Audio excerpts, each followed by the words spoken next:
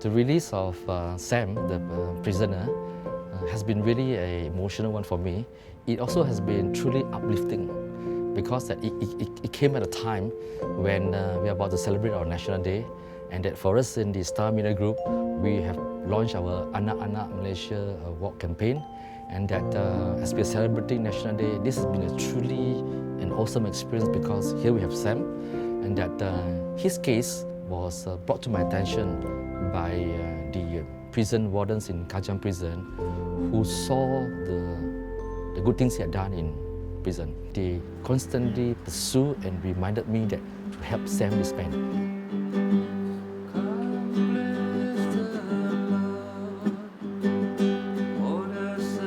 So I turned up at the prison, and that they gave me a dossier, a huge file with all the letters, with all the memos which have been written to so many people, including the Attorney General, to say, free this man. And I look at it and say that, wow, if these people cannot do it, how am I going to do it? So they said, doesn't matter, but hear out Sam. Of course, I met Sam. At first, there was this awkward moment because this is someone that I've never met before in my life. I've just read about him briefly. I know about the dossier of appeals, and I've just listened to what the prison wardens have told me.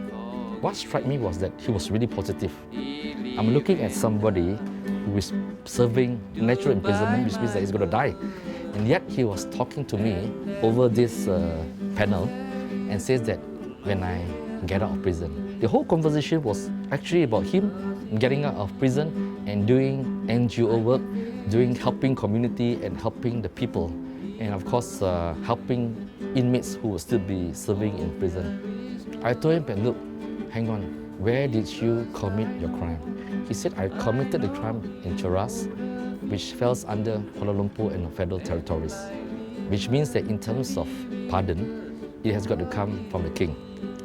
So at the back of my mind was, how am I going to help this man? And I felt really, at that point, I felt that this was not going to happen. But he said something at the end of the conversation which left a lasting impression for me. He said that, Chenwai, the word hopeless starts with the word hope.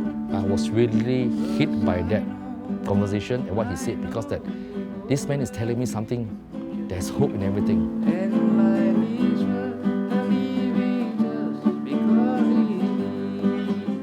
When I left the prison gate, I wasn't sure how I'm going to do it.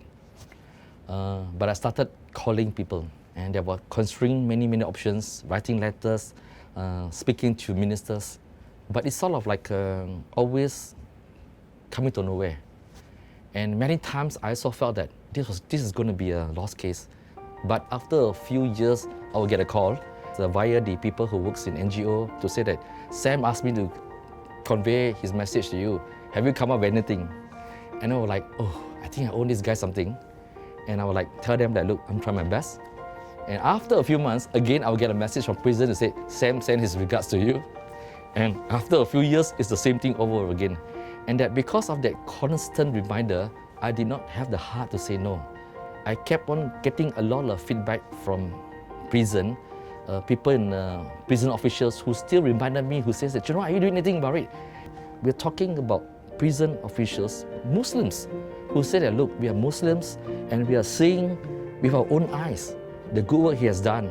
And I was like, wow, this is like really wow, because that this is Malaysia at work. This is talking about Muslims who really appreciate good work and who really care. So as a final resort, I called up my friend Tan Sri Berigol, a businessman who is very well connected to the palace. He knows the Yati Pertuan Agong and the Permaisuri very well. And we do not know whether what we did was the trigger point, because we know for a fact that a lot of other organizations, a lot of other individuals, they went out to help him. But we pushed the case, and that not only did he give my appeal letter to the palace, but I also took the opportunity to write a piece about Sam, about his case. It came out in the Star, it came out in the Star Online, and that we gave a copy of the article to the Queen and about this man. At 10 a.m. in the morning, the prison director called him to his office and said that, Sam, you're going to be released today. he was really shocked, and he told the prison authority, look, don't play around with this sort of thing, okay? Please don't fool around with me because I'm going to get a heart attack, okay? Please, this is not something to play around with. They told me, yeah, you're going to be released. So when he was released, I had a call from a worker of this NGO called Malaysian Care. He called me and said that Sam asked me to tell you that he's out at 2 p.m. I was really stunned because his family members were also not aware of it.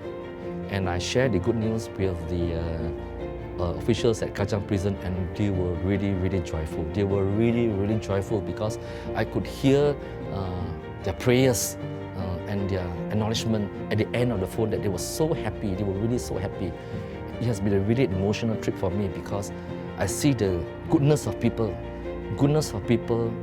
not just of a prisoner here who's been given a second chance, and that he has been able to learn English, especially for someone who dropped out of school at Standard 4, and that it shows that people must be given a chance in life. As someone who pursued this anak-anak Malaysia campaign and the moderation, I find this an emotional ride, and it has been really fantastic. Thank you, Malaysia. Thank you, Malaysians.